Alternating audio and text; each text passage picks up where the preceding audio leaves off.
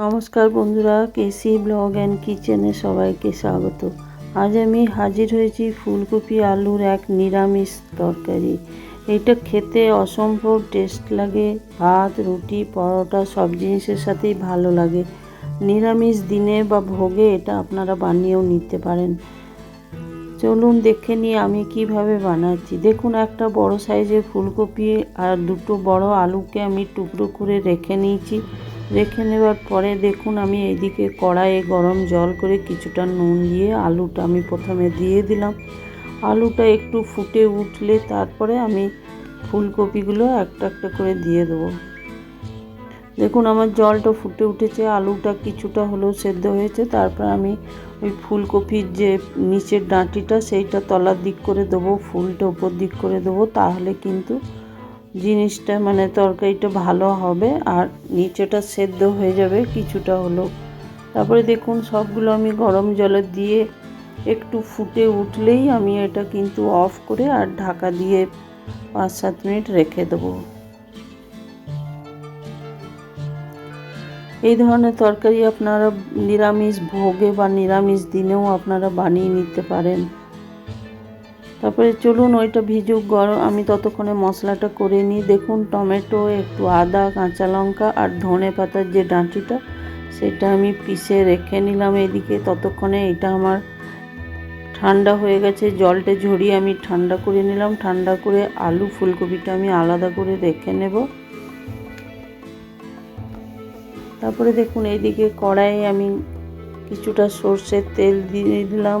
কড়াইটা গরম হবার পরে এটা কিন্তু সর্ষের তেলেই বানাবো আমি। দেখুন, তেলটা আমি চারদিকে কড়াইয়ের একটু স্প্রেড করে দিলাম। স্প্রেড করে দেওয়ার পরে আমি আলুগুলো প্রথমে ভেজে নেব।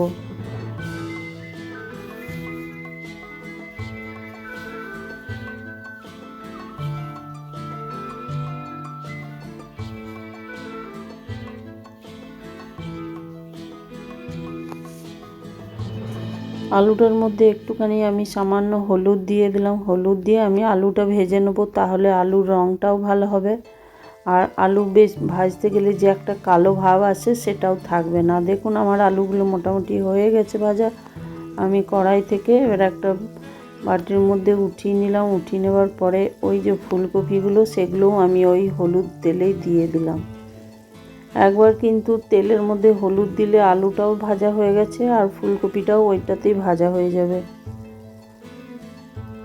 দেখুন, আমি একটু নেড়ে চেড়ে নিতে নিতে আমার ফুলকপিগুলো ভাজা হয়ে গেছে। এটা 5 মিনিট ধরে একটু সময় নিয়ে কিন্তু ফুলকপিটা ভালো করে ভেজে নিতে হবে। ভাজা হয়ে যাওয়ার পরে আমি একটা বাটিতে সবগুলো উঠিয়ে রেখে নিলাম।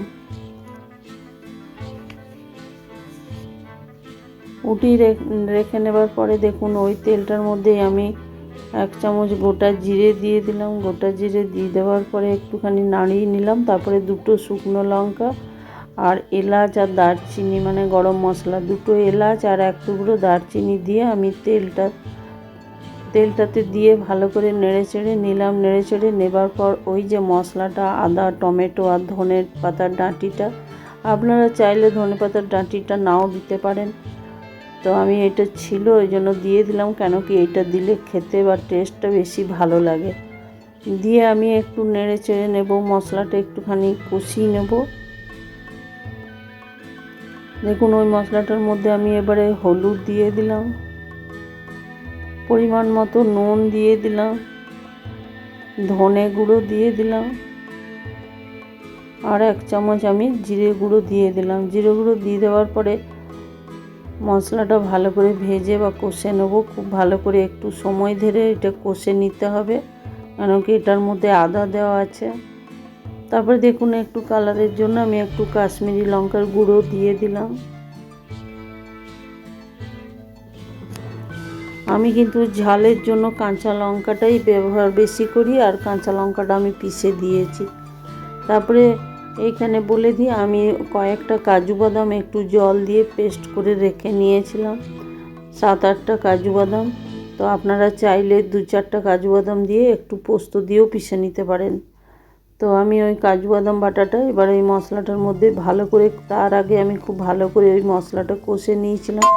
মশলাটা কষে নেবার পরই কিন্তু কাজু বাদামের এই পেস্টটা দিতে হবে। তারপরে দেখুন আমি একটু জল দিয়ে এটা আরও ভালো করে কষে নেব। নিরামিষ তরকারি তো নিরামিষ তরকারিতে একটু এই ধরনের জিনিস দিলে খেতেও ভীষণ ভালো লাগে, আর মাখা মাখা হয়ও তরকারিটা। এটা আপনারা নিরামিষ দিনে বা এই সামনে লক্ষ্মী পুজো আসছে তাতেও আপনারা ভোগের জন্য এটা বানিয়ে দেখতে পারেন আমার মতো করে একবার। তারপরে দেখুন মশলাটা আমার খুব সময় ধরে ভালো করে 5-7 মিনিট ধরে ভেজে নিয়েছি। ভেজে নেবার পরে আমি দেখুন আলুটাও দিয়ে দিলাম। প্রথমে আলুটা দিয়ে দেওয়ার পরে আর একটু কষে নেব। ভালো করে কষা হয়ে গেলে 1-2 মিনিট কষে নেবার পরে আমি ওই যে ভেজে রেখেছি ফুলকপিগুলো সেগুলো আমি এটার মধ্যে দিয়ে দিলাম। দিয়ে দেওয়ার পরে এটাও 1-2 মিনিট ধরে আমি একটু কষিয়ে নেব। তরকারি নিরামিষ তরকারি বলুন আর আমিষই বলুন, তরকারি যত কষা হবে বা ভাজা হবে কিন্তু তরকারির টেস্টটাই বেশি তত ভালো হয়। কেন কি বেশিক্ষণ ধরে না সময় নিয়ে ভাজলে, তবে এটা মিডিয়াম টু লো ফ্লেমেই ভাজতে হবে। মশলা সবসময় মিডিয়াম টু লো ফ্লেমেই ভাজতে হয়। হাই ফ্লেমে ভাজলে কিন্তু তরকারিটাও পুড়ে যাবে আর মশলাটাও একটু পোড়া পোড়া হয়ে যায় বা কড়াইয়ে ধরে যায়। সেই জন্য আমি লো টু মিডিয়ামে ভাজছি, একটু সময় নিয়ে ভালো করে ভেজে নিতে হবে।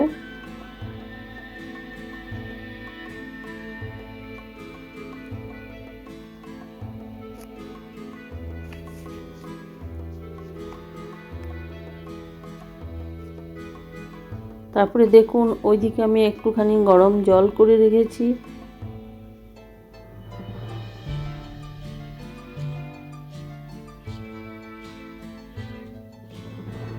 ওইদিকে গরম জল করে রেখেছিলাম, সেইটাই আমি তরকারির মধ্যে এটা আমি ব্যবহার করছি।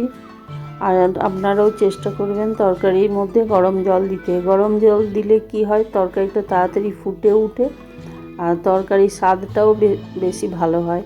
তারপরে দেখুন আমি 2-4টে কাঁচা লঙ্কা এটার মধ্যে দিয়ে দিলাম। আপনারা কিন্তু এটা রুটি পরোটা নিরামিষ তরকারি, সেই জন্য চিনিও একটু ব্যবহার করতে পারেন। আমি একটু চিনি অল্প 8 চামচ চিনি দিয়েছি, সেটা আমার দেখানো হয়নি।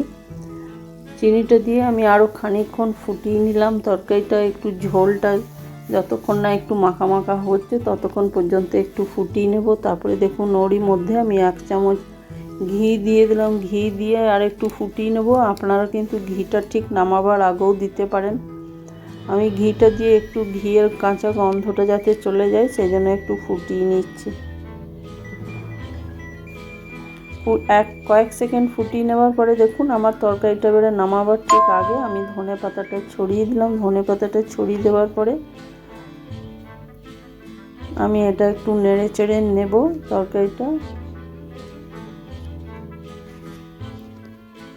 তরকারি একটুখানি, যেহেতু আলু ফুলকপির তরকারি, একটু ঝোল রাখলেই এটা ঠিক খানিকক্ষণ ঢাকা দিয়ে রাখলে এটা মাখা মাখা হয়ে যাবে। তারপরে দেখুন আমি এটা অফ করে স্ট্যান্ডিং টাইমে রেখে দিলাম। স্ট্যান্ডিং টাইমে রেখে দেওয়ার পরে আমি এটা খুলে দেখাচ্ছি। তারপরে বলি আমার রেসিপি কেমন লাগলো একটু কমেন্ট করে জানাবেন।